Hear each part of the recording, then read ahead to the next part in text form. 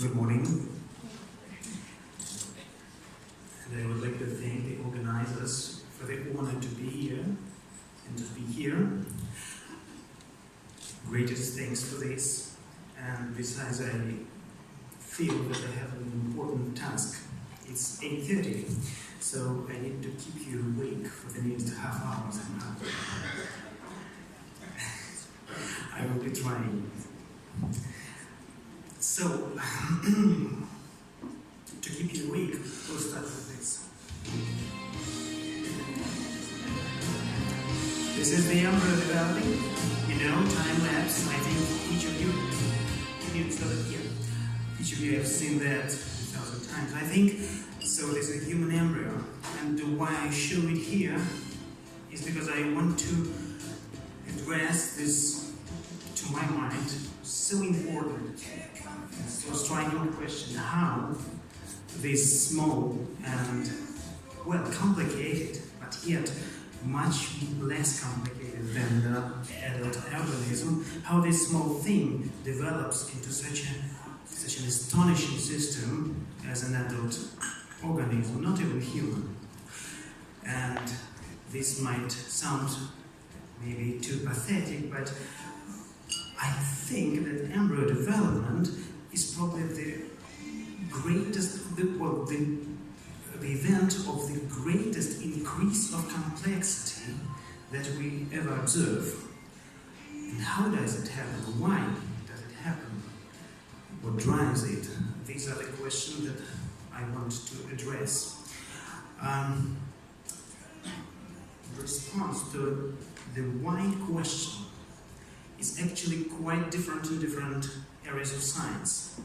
In physics, it's possibly universal law that explains possibly wide range of phenomena, right? And in biology, we usually use these answers for this question. There is such a gene, there is such a ferment, protein, or this is an evolutionary trend. And I feel that there is some huge difference between these two approaches, and this last one, about the biological one, doesn't differ so much from those answers that we get in religion. Well, with all my respect to religion, I mean that is rather far from what we would ideally see in science. And thus, this wonderful person, Ernst Rutherford, he said that all science is either physics or stamp collection. I don't think that he really meant that only physics means and all the other things don't, but he was probably saying this about this collection of facts that we are still doing in most of areas of the science. And I would like to dedicate this lecture to my late scientific advisor, Professor Beloussov, and I hope that by the end of the talk you will understand why I did that. It is not only my personal attitude, but also his part in this science. So what drives biological processes? I come back to that. If we see something happening in biology, what is the driving force? Is it a sequence of causes like this, with a postman walking along the road and having direct addresses in his list? Or is it more a unified law that is obeyed by the system, like here? Or maybe it's a combination of them. I don't know if I succeeded in that, but I tried to show that this road of the postman is deformed in time, and he goes down this road according to some laws, like here, this gravitation, but at the same time, the very deformation of the road is definitely dependent on some certain causes, like gene expression, etc. So the first approach there, a sequence of causes, the first approach usually can be seen in such tables or such gene expression networks, which are certainly the result of great amount of work and which are very important. But does it always help? Does it always explain the real mechanisms of how this particular thing has been formed? This is just a question. And the second, with deterministic processes, it's like here with the sun and the planets, or on the right hand, and these very nice dolls, they're actually also absolutely deterministic because they have some mechanism inside them, like this. So you always know how they play in the future, and you can also reconstruct what they have done in the past, knowing this mechanism. So, is this a unified law that should be somehow found to see the embryo, to understand the embryo development?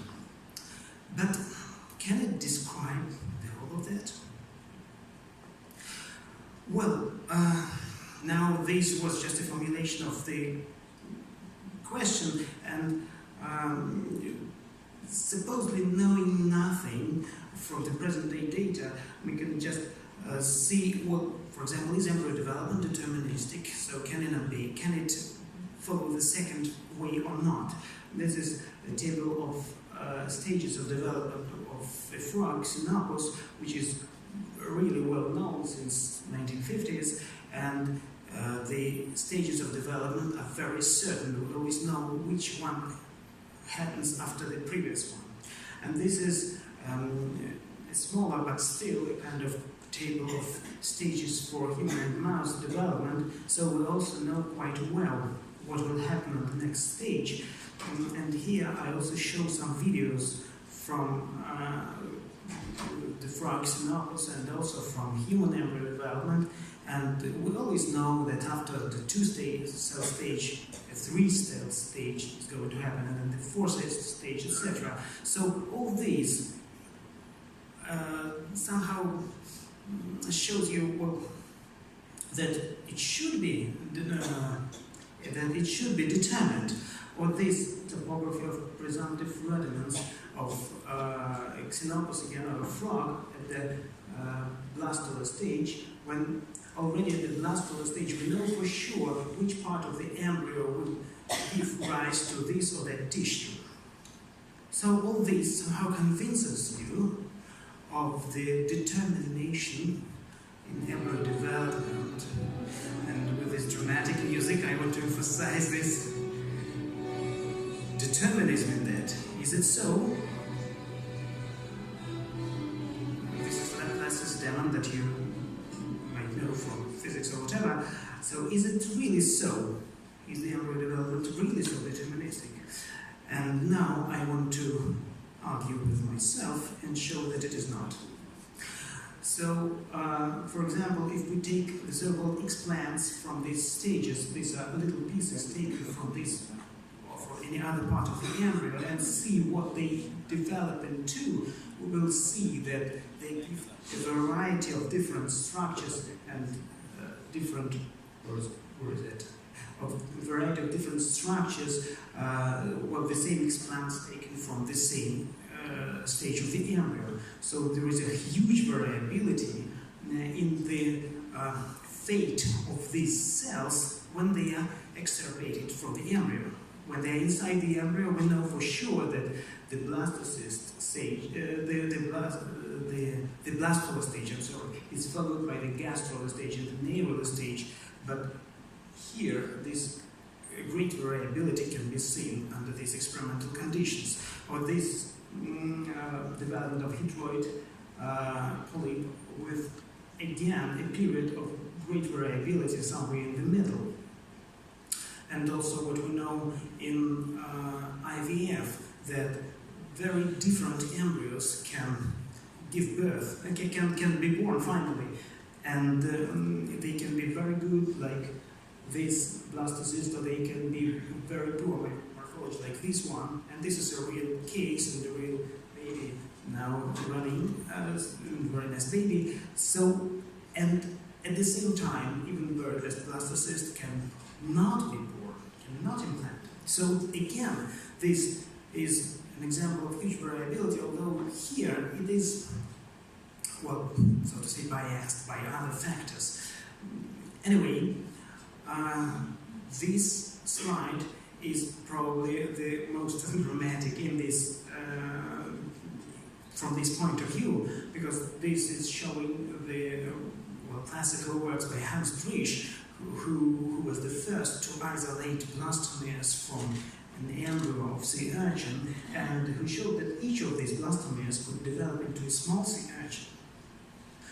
Although when they were in one embryo, each of them would give rise to only a quarter of that. So somehow they sense the whole of the embryo. They know if they are inside it or if they are isolated. And here, to finish this line, I want to show this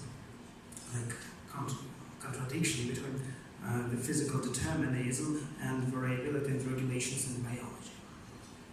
So, does it mean that the physical was violated there? And actually not. For the last more than half, or even close to 1 century, we know that there were the so-called processes of self-organization, and they start with the phenomenon of Rayleigh-Bernard convection, where these structures appear just in such a plate with liquid without any external order given there. Just the plate should be hidden should be heated from the down and cooled from the upside. Still, this is already appearance of primitive but structures. This is already a primitive example, but of the same kind. Organization of something new from a previously more homogeneous system.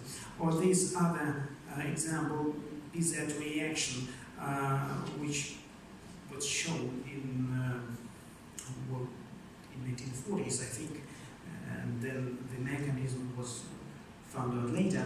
So this reaction, giving such nice structures in the plate, or just in the glass, like here. This is a video.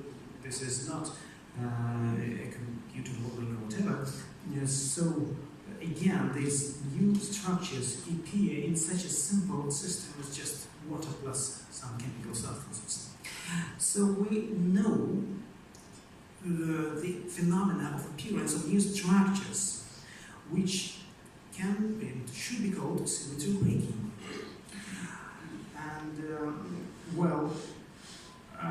here is a kind of contradiction between standard thermodynamic systems where chaos, where the initial state is more ordered, more organized, and the final state is always more chaotic, like when you leave your car on the outside, it will go bad finally, or if you don't clean your room. And this other type of processes, like here in embryogenesis, or those processes of self-organization where more complicated systems appear from more simple ones.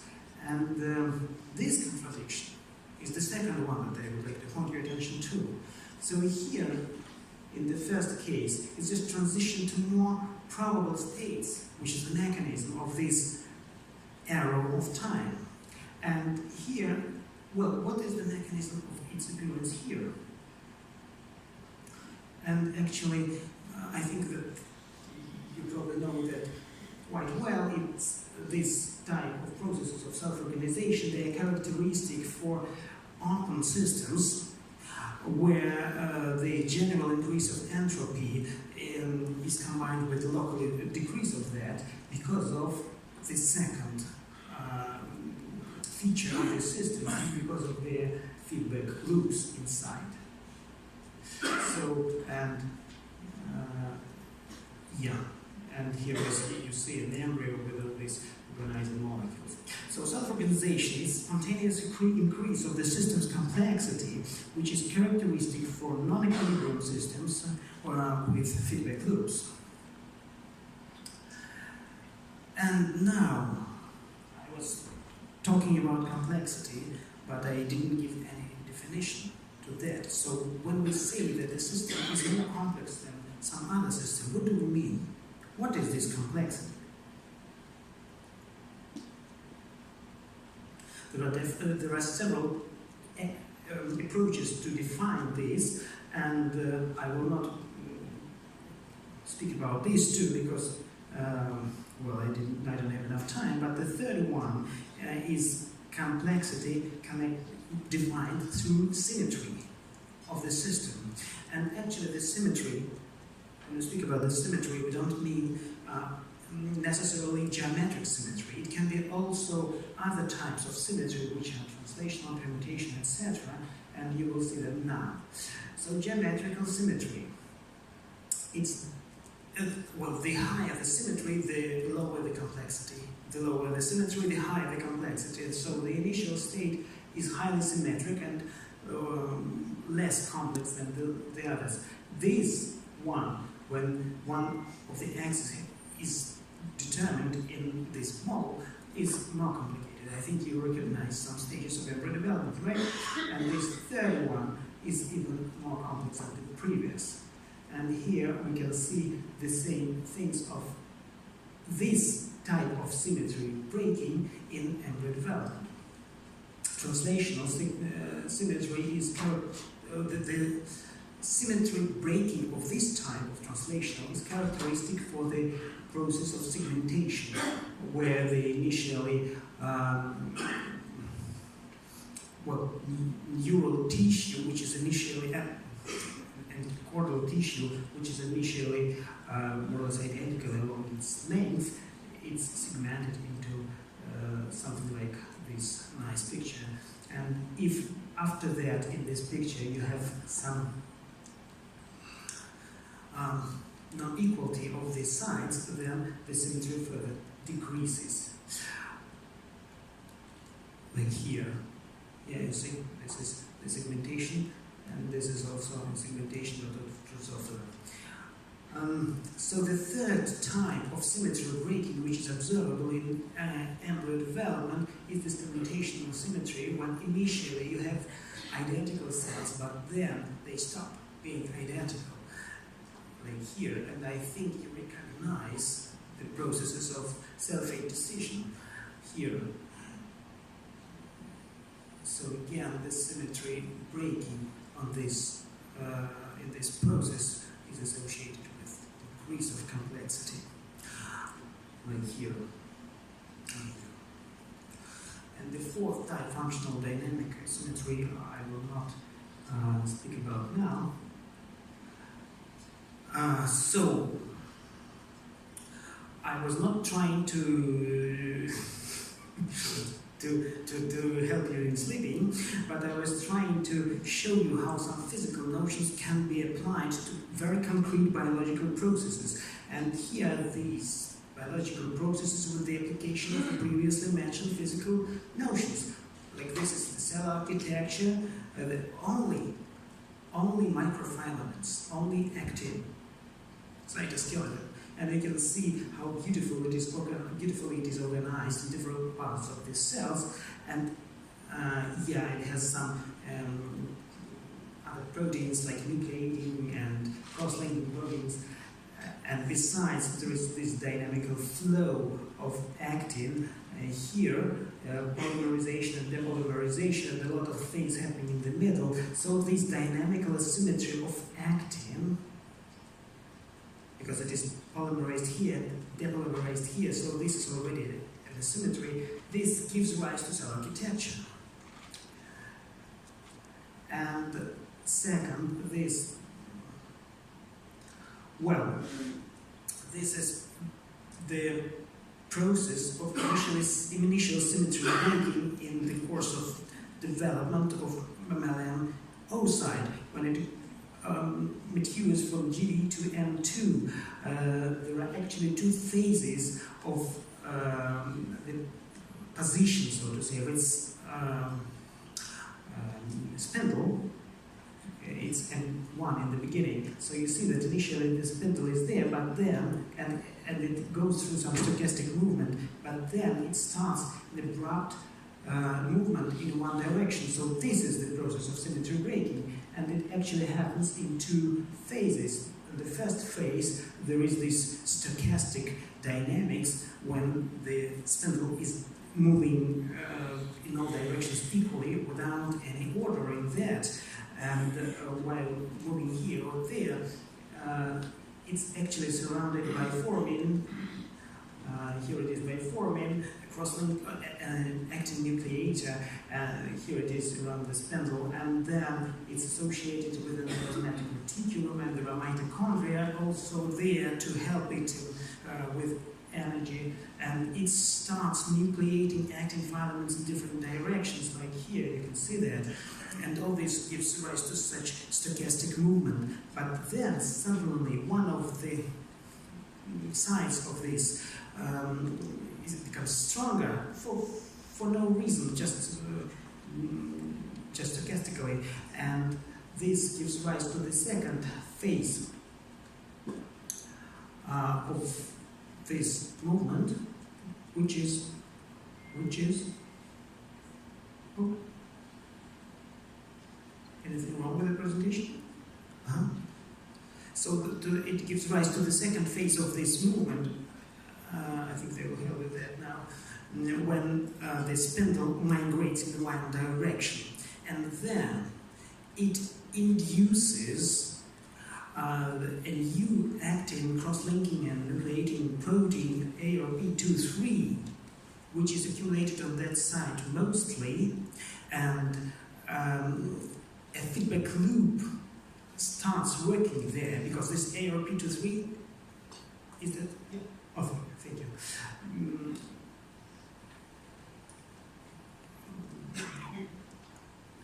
Yeah, because that ARP23, I'll show you. Yeah. So before that, there was this cortical layer of actin filaments with myosin around the egg. But in the process of this movement, this second type of structure, ARP23 cross-linked actin subcortex, is appearing. You can see that the cortical layer has become thicker, and this actually makes the cortex plastic, and because of this plasticity of the cortex, another feedback loop starts. Here are the mechanisms which allows to break this initial symmetry of position of the spindle. And these cytoplasmic flows also appear here simultaneously. So, unstable dynamics in this system, characteristic for the previous phase of stochastic movements, gives rise to the second part of symmetry breaking. And these are examples of permutational symmetry breaking, but I have no time to stop on that. Like here with the self-rate decision on the stage of 8 cells. This will be long. Just no time, but this is a very interesting thing itself, because this is how the cells initially are more or less identical, not really identical, but more or less. They polymerize on the one hand, they choose their further fate on the other hand, and some of them internalize on the third hand. So 3 aspects of this process happening at the same time, and there are these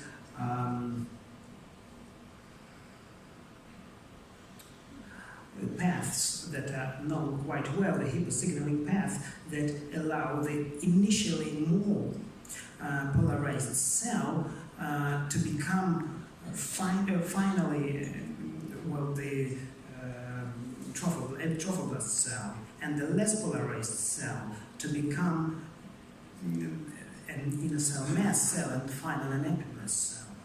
And this is one of the publications on this question, showing that actually, initially, there was no order in this.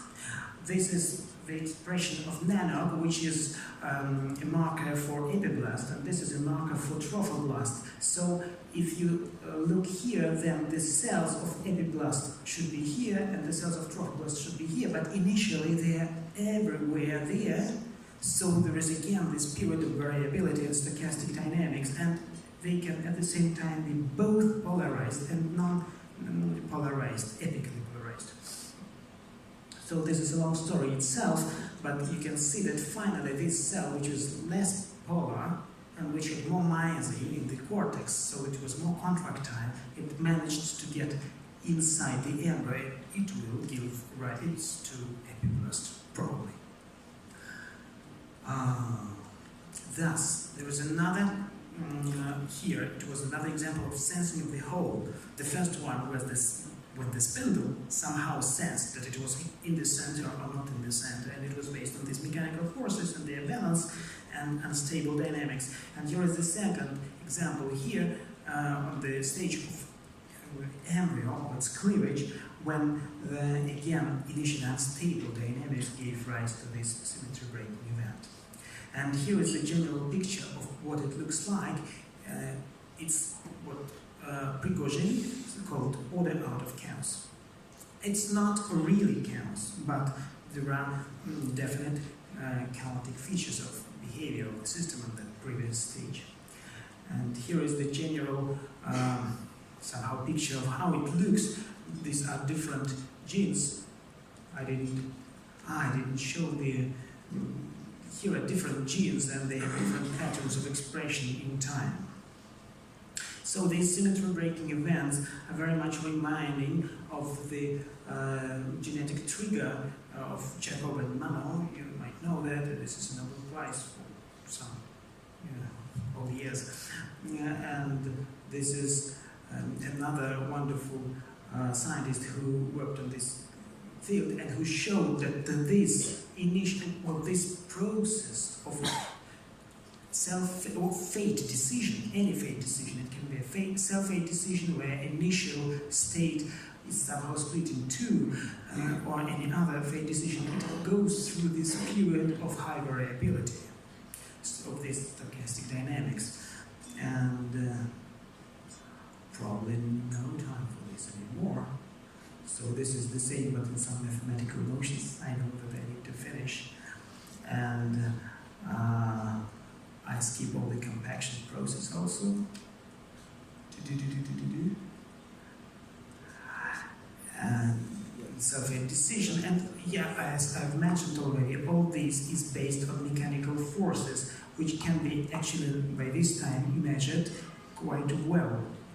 And this mechanical state of cells actually does not only determine the movement of cells, but also some gene expression patterns in them, and even apoptosis, as in this works you can see. And all these generally, so this is the last, and all this generally reminds of what Conrad Waddington called the epigenetic landscape, with coexistence of deterministic processes here and processes of fate decision in any sense of that here. So this is a coexistence of both determinism and variability in the embryo development. So I think this is it. And I would like to thank you for your attention, saying this last thing, that although the present-day physics lights up less than half of our object, the crescent is growing. Thank you for your attention.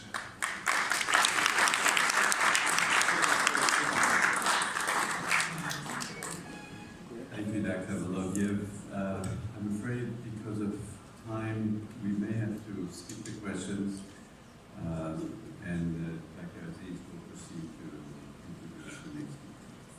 Thank you.